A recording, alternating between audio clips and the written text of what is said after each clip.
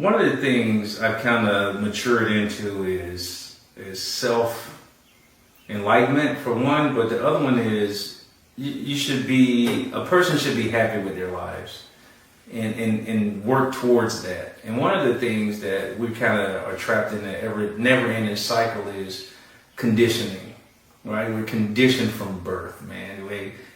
Disney World, Six Flags, or Cinderella, the kings, the queens, the the house, 2 kids, a dog, work hard, get retired. We're conditioned to go down a certain path. And usually that certain path is benefiting somebody else. Big business sort of kind of usually, or people who are trying to benefit off our individual labor. So I just decided to look at us and look at people as individual bubbles. And in saying that, I know it's kind of probably cliche, don't let me burst your bubble, or don't burst my bubble, or these things like that. But I think it's a serious thing that if we pause for a moment and think about what drives us, most of that drive, or what we're driven about, is somebody else's goals or missions. Work hard. Let me work hard. Big business is going to benefit from that. Let me sacrifice. Everybody around you is going to benefit from that. And then when you say, whoa, let me take care of myself so I can sacrifice more, then that's usually an abomination statement. People don't want you taking time out for yourself. So before you get away from when you was talking about these conditions, so when you say conditions, you mean, so I'm looking at TV and I see that I'm supposed to get a job, go to school, go to college, spend $100,000 on college, get out of college, marry a high school cheerleader, my high school sweetheart, and then get a job building widgets for the next 30 years. And at the end of those 30 years, I retire, get a gold watch, and then die. That's the conditions you're talking about. Yeah, and be happy that you did that. Yes. Right? But we know that's not a Cinderella story. That's usually a scary movie, right? Because we have ups and downs. Ups and downs. We have times where we're alone. We have times where nobody cares. We have times where we're not successful. We have times where no matter how hard we try, we can't get ahead. And that's the scary movie within that conditioned Cinderella story we're supposed to live. So when we look at ourselves and we're not living what's portrayed in media or family internally, it's not a lot of success in that, because look at what we compared it to. Yeah. So now how is the bubble going to help us get away from this type of thinking, this conditioning thinking that, okay, instead of getting us into, let's see, what can I put in my bubble to make me happy? Make my life more productive? Well,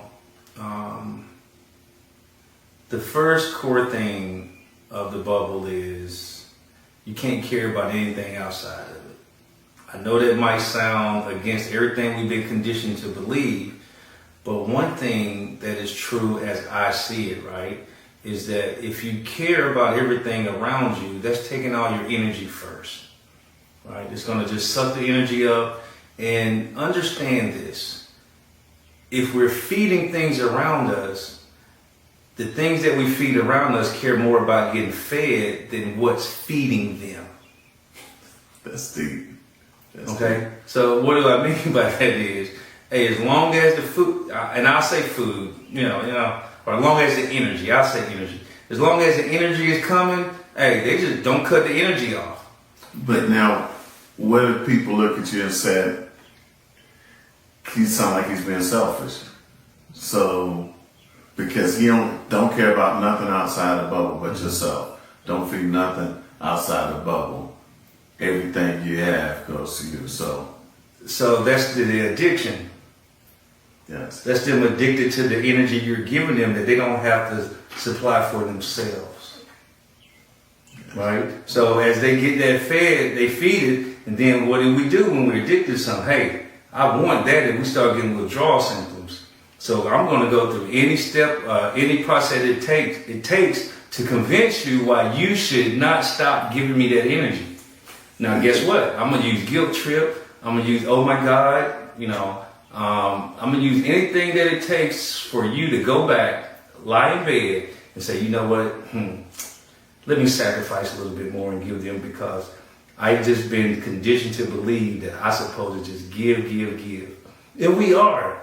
Yes. But we don't give to addictions, right? Because at some point, the folks that are feeding and eating, they gotta give back, right? They should give back something good. But hey, the society or the thing, the way it is today, as long as the good stuff coming, I'm just riding the wave.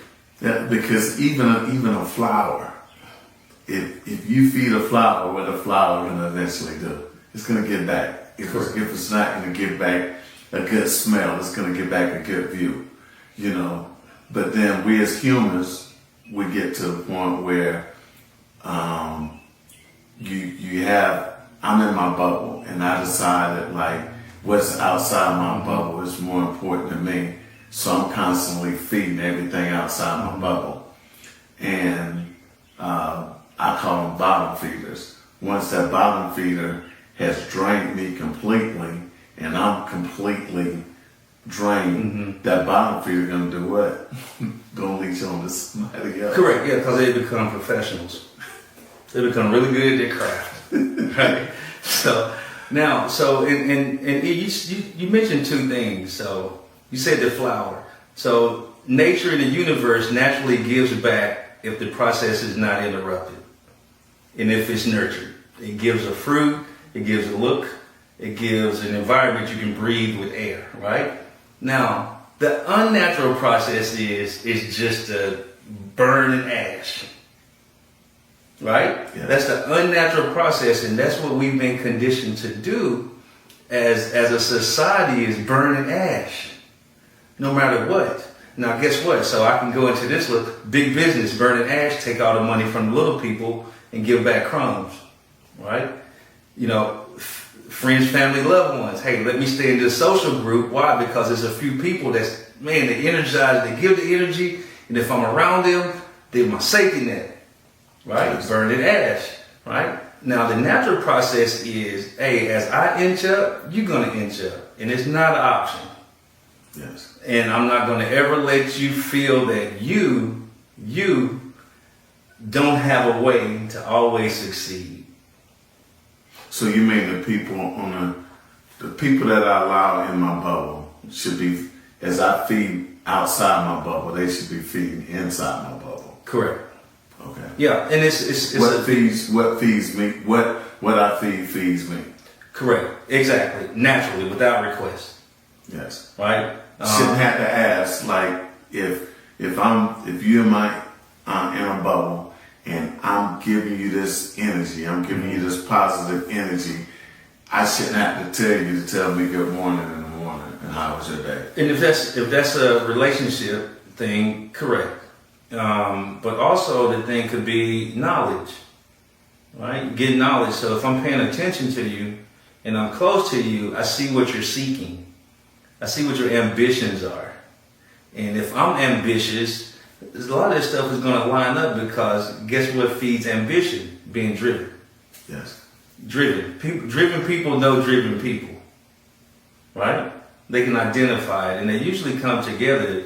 But the unnatural part is for me to sit back and let you be driven and not benefit. That's unnatural, because it causes a lot of pain.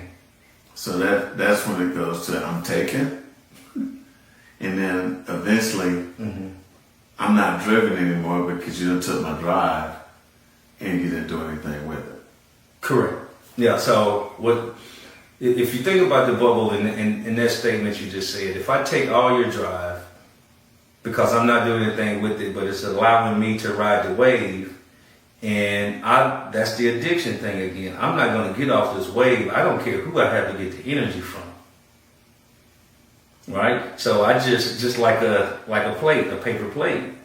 I use it to feed myself, and I discard it. And I'm going to get another one and another one. And that's that burn and ash thing I talk about, that, that's abnormal. That's not normal. That's taught.